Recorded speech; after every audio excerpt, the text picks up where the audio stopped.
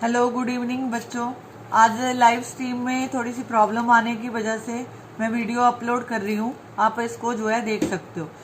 Today my topic is chemical change. अब देखो chemical change होता क्या है, मतलब केमिकल चेंज अगर किसी भी चीज़ में होगा तो एक नया प्रोडक्ट फॉर्म होगा। ठीक है, तो यहाँ पे लिखेंगे are those reaction in which new product is formed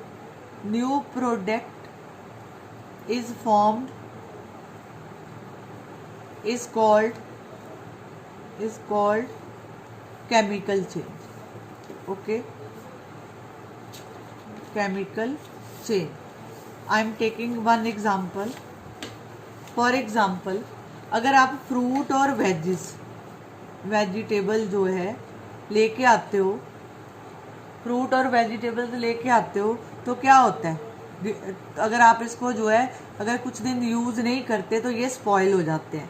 ठीक है, उसके बाद इसका सेकंड एग्जांपल है, जैसे दूध है, आजकल समर है, अगर हम इसको जो है रूम टेम्परेचर पे रख देते हैं, रूम टेम्परेचर पे, तो उसके दौरान क्या होगा, अगर आप इसको रेफ्रिजरेटर में नहीं रखते तो इसमें जो है दूध जो है खट्टा हो जाता है और दूध जो है स्पॉइल हो जाता है। ठीक है, उसके बाद है जैसे फूड कुक करते हैं हम, food cooked.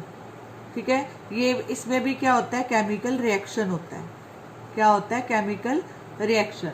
Okay, after that respire, जब हम सांस लेते हैं, रेस्पायर करते हैं तो उसमें जो है हम ऑक्सीजन यूज़ कर रहे हैं, तो उसके बाद जो है रिलीज होएगी कार्बन डाइऑक्साइड। अब अपने जैसे हमने सांस लेने के लिए ऑक्सीजन यूज़ किया, अपने नोज के नीचे जो है आप हाथ रखो तो गर्म हवा पास होती है, this is called carbon dioxide. तो कहने का मतलब है इसके बीच में भी क्या हुआ, chemical reaction. Okay, after that जब आप फूड जो है फूड ईट करते हो तो उसके बाद क्या होता है, डाइजेशन प्रोसेस होता है, डाइजेशन प्रोसेस, तो उसमें भी क्या हुआ, केमिकल रिएक्शन। ठीक है, केमिकल रिएक्शन। अब जैसे आयरन रॉड है, ठीक है, आयरन रॉड को अगर आप ऐसे ही बार पड़ा रहने देते हो, उसके ऊपर पेंट नहीं कराते, तो कुछ चेंजेस आपको देखने को मिलती है। उसके ऊपर ब्राउन कलर की कोटिंग आ जाती है, ब्राउन कलर कोटिंग फॉर्म हो जाती है, कोटिंग फॉर्म। तो इसका मतलब है कि वो भी उसमें केमिकल रिएक्शन है। जैसे हम फ्रूट है, फ्रूट जो जब रॉ कंडीशन में होता है, ठीक है, रॉ कंडीशंस होती हैं, जब वो पका नहीं होता तो तब क्या होता है, वो उसका कलर कौन सा होता है, ग्रीन होता है। आफ्टर दैट वो जब राइप हो जाता है, राइपनिंग होती है उसमें, तो वो क्या होता है, उसका कलर जो है येलो में कन्वर्ट हो जाता है, येलो कलर में। ठीक है, जैसे ये एग्जांपल ले लो मैंगो का, मैंगो जब कच्चा होता है तो उसका कलर ग्रीन होता है, जब वो पक जाता है तो उसका कलर जो है येलो में कन्वर्ट हो जाता है। ठीक है, तो कहने का मतलब है ये भी एक केमिकल रिएक्शन है। मतलब हमारे ऑल अराउंड कई जो है केमिकल रिएक्शन होते हैं, तो उस बेस पे हम कहते हैं कि this is a chemical change. Okay, अब मैं बात करूंगी कि कुछ चेंजेस, दो तरह की चेंजेस होती हैं, एक होती है फिजिकल चेंज, एक होती है केमिकल चेंज। अब फिजिकल चेंज की प्रॉपर्टी करा रही हूँ कि ये आप जूनियर क्लासेस में भी पढ़ चुके हो। No new substance is form, no new substance is form, मतलब इस केस में कोई भी नया सब्सटेंस फॉर्म नहीं होता। मान लो आप एक पेपर हाथ में लेते हो, उसको जो है बिल्कुल मुचड़ दो, ठीक है, तो अब बाद में उसको अगर खोलते हो तो यू विल नोटिस दैट रहा तो वो पेपर ही ना, पेपर खराब नहीं हुआ। लेकिन अगर मैं उसी पेपर को अगर मैं आग लगा देती हूँ तो यू विल नोटिस दैट उसके सिर्फ जो है जो वेस्ट प्रोडक्ट, मतलब जिसको एशेस बोलते हैं, वो बचेंगे, बाकी जो है पेपर खत्म हो जाएगा। तो आप पेपर को जो जब जलाने के बाद वापस कन्वर्ट कर सकते हो, नहीं कर सकते ना हम कन्वर्ट, उसको बोलते हैं केमिकल चेंज। लेकिन जब मैंने पेपर को मुचड़ा था तो वो कंडीशन ऐसी थी कि खोला तो वो पेपर में कन्वर्ट हो गया। ठीक है, रहा तो वो पेपर, उसकी फिजिकल स्टेट तो पेपर ही थी ना। तो कहने का मतलब है कि फिजिकल चेंज में कोई भी नया सब्सटेंस फॉर्म नहीं होता, लेकिन जब मैंने उसी पेपर को बर्न किया तो उसमें नया सब्सटेंस फॉर्म हो गया, उसको बोलते हैं केमिकल चेंज। अब देखो, नो न्यू सब्सटेंस इज फॉर्म, दिस इज फिजिकल चेंज। इसकी सेकेंड प्रॉपर्टी लिखो, दिस इज जो है इट इज टेम्परेरी, ये आपने जूनियर क्लासेस में भी पढ़ा है। दिस इज टेम्परेरी, ये कुछ टाइम के लिए होता है। थर्ड वन जो है, जो जितनी भी मोस्ट फिजिकल, मोस्ट, अपनी कॉपी पे साथ साथ नोट्स बनाओ, most physical changes are reversible. Reversible, हम इसको रिवर्स कर सकते हैं। जैसे फॉर एग्जांपल आप वाटर लेते हो तो वाटर को रेफ्रिजरेटर में केप्ट करते हो तो ये आइस में कन्वर्ट हो गया। अब देखो इसमें चेंज कैसा आया, वाटर जो है लिक्विड है, फ्लूइड है कोई, ठीक है, तो लिक्विड से वो गैस, वो जो है सॉलिड में कन्वर्ट हो रहा है। आइस जो है सॉलिड होती है, मतलब उसकी स्टेट चेंज होगी। Okay, this is physical change. Okay, इसमें ये भी आ सकता है, दूसरी एग्जांपल लिखनी हो तो आप लिखते हो boiling of water, boiling of water, ठीक है। और कई चेंजेस हैं इसमें, अभी आप सिर्फ इतना ध्यान रखो। उसके बाद है केमिकल चेंज, तो यहाँ पे new substance is form, new substance is formed, नया सब्सटेंस बनता है। Second one is most chemical changes, most chemical changes are permanent. Third one is most chemical changes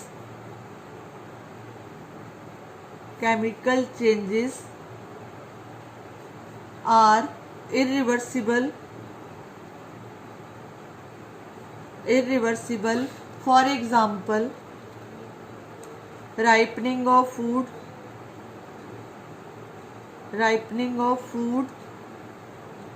second example burning of candle,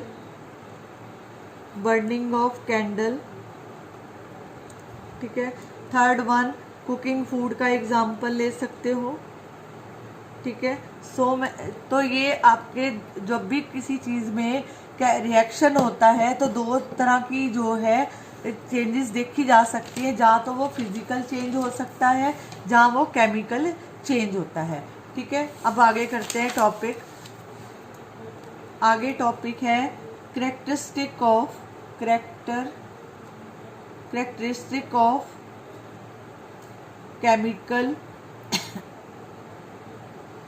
chemical changes.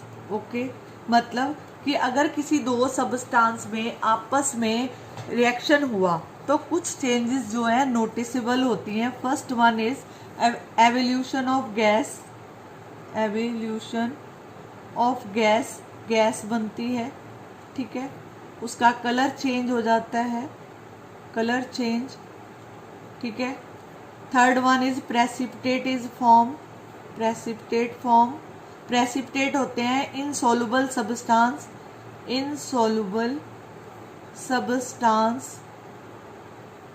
Is formed during chemical reaction, मतलब precipitate form होता है, insoluble substance is form. और क्या change कर सकते हो, state change हो जाती है, स्टेट चेंज होएगी, ठीक है उसका। और क्या कर सकते हैं, हाँ, कुछ रिएक्शन जो है during chemical reaction exothermic reaction होते हैं, और कुछ जो है एंडोथर्मिक रिएक्शन होते हैं, endothermic reaction. Okay, hope so आपको इतना क्लियर है। पहले मैं बात करती हूँ एवोल्यूशन ऑफ गैस, ठीक है। आपकी बुक में इस तरह की एक्टिविटी दे रखी है, एवोल्यूशन ऑफ गैस, ये एक्टिविटी है 1.3, ठीक है, इसको ध्यान से पढ़ लेना। ये देखो यहाँ पे एक मैंने कॉनिकल फ्लास्क बनाया, ठीक है, मेरी ना ड्राइंग अच्छी नहीं है, ठीक है, फिर भी मैं ट्राई कर रही हूँ, आपकी ड्राइंग अच्छी है तो आप कर सकते हो। ये आपको सिर्फ समझने के लिए है। ये इस तरह का कोई फ्लास्क है, अगर मैं इसको लेती हूँ तो मैं इसके अंदर कुछ सब्सटेंस ऐड कर देती हूँ। इसको, ये सब्सटेंस का नाम है जिंक ग्रैनुअल, मान लो ये जिंक ग्रैनुअल है, दिस इज कॉल्ड जिंक ग्रैनुअल, ठीक है। ड्राइंग की वजह से आप दिल पे मत लेना, आपको समझ आना ज़रूरी है। मान लो ये कोई फ्लास्क है हमारे पास, इसके अंदर जो है जिंक ग्रैनुअल है, उसके बाद मैंने इसके अंदर जो है लिक्विड ऐड किया, यहाँ पे लिखो dilute, ये जो मैंने लिक्विड ऐड किया दिस इज ए लिक्विड का नाम है dilute hydrochloric acid, okay, dilute hydrochloric acid. ये जो है मान लो कोई फ्लास्क है, ये फ्लास्क आपको लेबोरेटरीज में मिल जाते हैं जिसमें हम रिएक्शंस करते हैं। मान लो हमारे पास एक फ्लास्क है, मैंने उसमें जिंक ग्रेनुअल डाले, after that we pour dilute hydrochloric acid, don't use concentrated hydrochloric acid.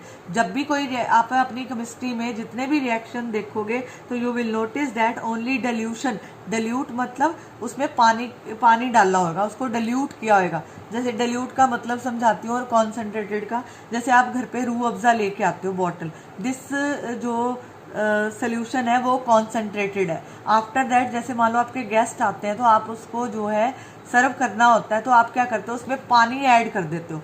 जब हम पानी ऐड करते हैं तो वो dilute हो जाता है, ठीक है। तो कॉन्सेंट्रेटेड होप सो आप मतलब समझ गए होंगे। जैसे शहद है, हनी है, हनी जो है कॉन्सेंट्रेटेड है, अगर आपने पीना है तो हम क्या करते हैं पानी के अंदर हनी डालते हैं तो उसको स्टिर करते हैं तो वो डिल्यूशन में आ जाता है, ठीक है। होप सो आपको dilute का मतलब क्लियर होगा। अब देखो जब हमने फ्लास्क के अंदर जिंक ग्रेनुअल डाले तो यहाँ पे इस अपनी बुक में भी देख लेना इस तरह के बबल्स यहाँ पे ड्यूरिंग केमिकल जब रिएक्शन होता है तो आप बबलिंग देख सकते हो आराम से।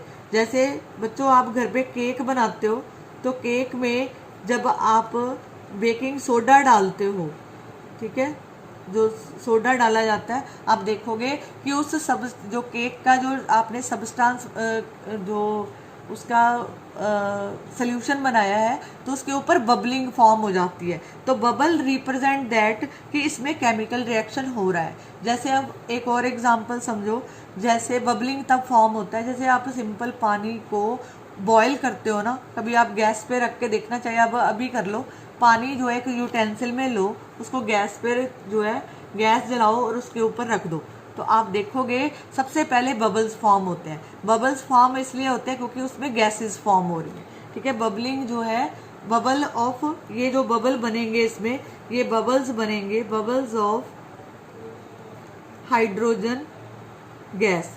बबल किसके हैं? Hydrogen gas. ये कौन से ग्रेनुअल है? जिंक के ग्रेनुअल है। तो अब आपको इसमें क्वेश्चन कैसा पूछा जाएगा, ये लिखो, what do you observe, what do you observe during this chemical reaction, okay. अब देखो ये आपकी एक्टिविटी है, तो एक्टिविटी वेरी इंपॉर्टेंट है, ध्यान से समझने की ज़रूरत है। अब देखो मैंने बोला कि मैंने जिंक के अंदर हाइड्रोक्लोरिक एसिड डाला, तो सबसे पहले हम इसका रिएक्शंस लिखेंगे। Chemistry without reaction is zero. अगर आप सिर्फ उसकी स्टेटमेंट लिख के आते हो तो आपको स्टेटमेंट के मार्क्स उतने नहीं मिलते, जब आप रिएक्शन लिखते हो तो आपको मार्क्स मिलते हैं। तो कहने का मतलब जिंक जो है, जब यहाँ पे मैंने हाइड्रोक्लोरिक एसिड भी ले सकते हो, सल्फ्यूरिक एसिड भी ले सकते हो, वो भी dilute फॉर्म में। तो मैंने यहाँ पे सल्फ्यूरिक एसिड लिया, जब ये दोनों ने रिएक्शन किया आपस में, H2SO4 रिएक्शन हुआ तो यहाँ पे जिंक सल्फेट बना और हाइड्रोजन गैस जो है अलग होगी। अब अगर आप बीकर को टच करके देखते हो तो ये गर्म लगता है, ठीक है। जब हम इस बीकर को टच करेंगे तो गर्म लगेगा, ठीक है। तो कहने का मतलब है this reaction is exothermic reaction. This reaction is called exothermic reaction, ठीक है। क्यों हुआ? क्योंकि rise in temperature, okay. Hope so आपको इतना क्लियर होगा। दोबारा सुनो, एक कॉनिकल फ्लास्क लेना है, उसके अंदर हमने जिंक ग्रेनुअल डाले, आफ्टर दैट हमने उसमें पोर किया dilute सल्फ्यूरिक एसिड या हाइड्रोक्लोरिक एसिड। तो जब इन दोनों चीज़ों में, जिंक में और सल्फ्यूरिक एसिड में आपस में रिएक्शन हुआ तो एक नया प्रोडक्ट सामने आया जिसको हमने नाम दिया जिंक सल्फेट। और आपको क्वेश्चन में पूछा जा सकता है कि जो इसकी बबलिंग फॉर्म हुई वो किस वजह से हुई, क्योंकि जब बबलिंग फॉर्म होएगी तो वो हाइड्रोजन गैस है। और अब हाइड्रोजन गैस जो है इसकी पहचान क्या है, हाउ टू आइडेंटिफाई कि this hydrogen gas is form, तो ये पॉप साउंड रिलीज करती है, pop sound is released. Okay, release. Pop sound is release, ठीक है, और ये डेंजरस गैस होती है, तो इसका जो है घर में एक्सपेरिमेंट नहीं किया जा सकता, तो ये सिर्फ लेबोरेटरीज में किया जाता है। ओके, ये था इसका करेक्टरिस्टिक ऑफ केमिकल चेंजेस, मतलब जब हम केमिकल चेंज करते हैं तो उसमें कुछ ना कुछ रिएक्शन होते हैं, दिस इज कॉल्ड, कुछ एक्सोथर्मिक होंगे, कुछ एंडोथर्मिक होंगे। अब दूसरा एग्जांपल देखो, फॉर्मेशन ऑफ, सेकंड पार्ट इसका फॉर्मेशन, ये एक्टिविटी जो है ऊपर लिख सकते हो आप, एक्टिविटी मतलब इसमें क्वेश्चन पूछा गया है एक्टिविटी 1.2, ठीक है, दिस इज इम्पॉर्टेंट एक्टिविटी। यहाँ पे लिखो formation of precipitate, formation of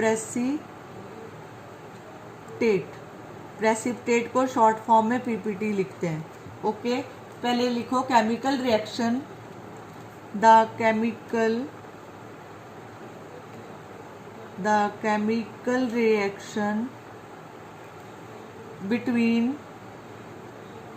reaction between potassium, मैं सीधी फॉर्म में लिख रही हूँ PbNO3, इसको जो है आप एक्टिविटी उसमें से देख लेना, अभी जो है आपका टाइम सेव करने के लिए मैं शॉर्ट फॉर्म में लिख रही हूँ।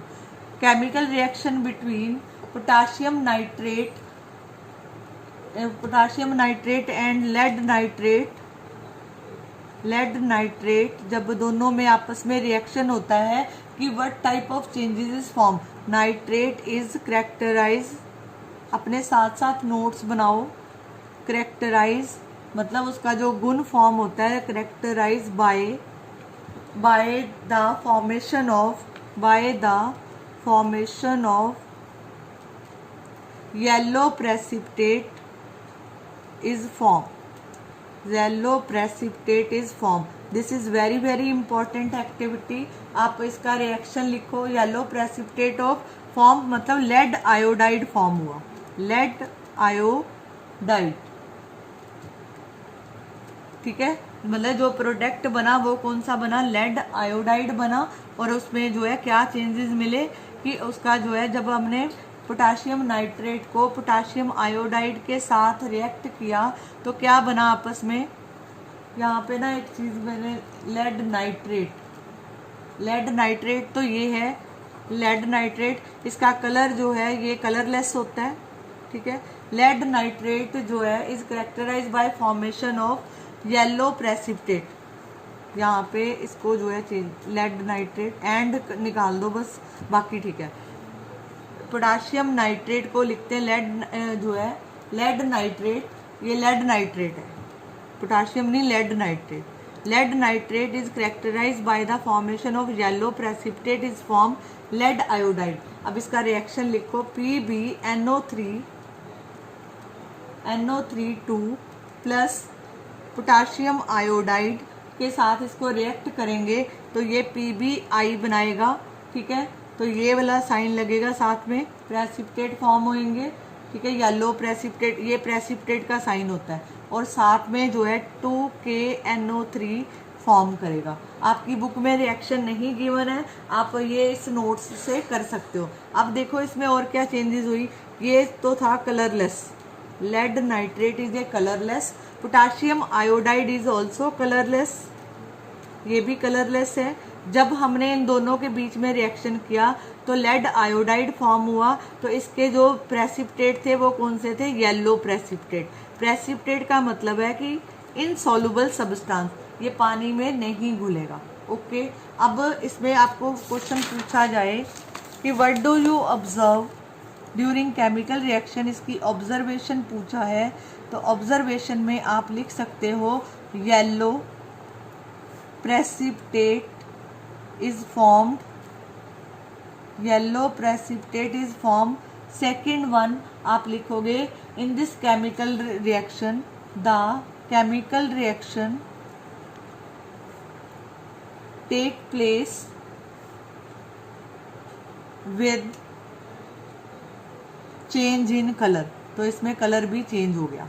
ओके, मतलब जो सबस्टांस था जिसने रिएक्शन किया वो दोनों ही कलरलेस थे, ठीक है। तो जब उसका नया फॉर्मेशन हुआ, लेड आयोडाइड बना, लेड आयोडाइड, तो उसने जो है येलो कलर के प्रेसिपिटेट बनाए। तो this type of change is called formation, क्योंकि येलो जो है वो प्रेसिपिटेट है, वो इनसॉल्युबल है, वो घुलेगा नहीं।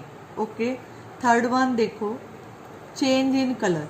चेंज इन कलर में ये भी एक्टिविटी लिख सकते हो, मैं अलग से दे रही हूँ।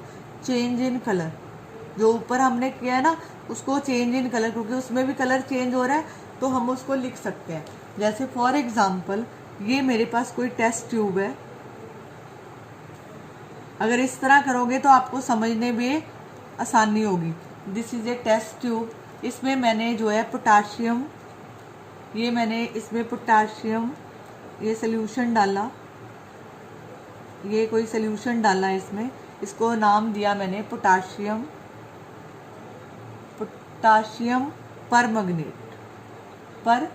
Magnet. Okay, this is potassium पर मैग्नेट। इसके अंदर मैंने कुछ बूंदें लेमन जूस की डाली। ओके, ये जो बूंदें ऊपर से नीचे आ रही हैं, this is lemon juice. Okay, this is lemon juice, जिसको सिट्रिक एसिड बोला जाता है। क्या बोला जाता है? Citric acid. जब मैंने पोटाशियम परमैंगनेट में सिट्रिक एसिड डाला तो इसमें क्या चेंजेस आई? अब देखो, जो पोटाशियम परमैंगनेट है इसका कलर जो है पर्पल होता है। कौन सा कलर होता है? पर्पल, ठीक है। अब जब हमने इसके अंदर पोटाशियम परमैंगनेट के अंदर लेमन जूस डाला तो ड्यूरिंग दिस रिएक्शन, तो ये जो पर्पल जो कलर था, पर्पल कलर, ठीक है, purple colour goes on fading, मतलब फेड होना शुरू हो गया। And ultimately it become colourless. Okay, hope so आपको इतना क्लियर होगा। ये आगे है change in colour. Change in colour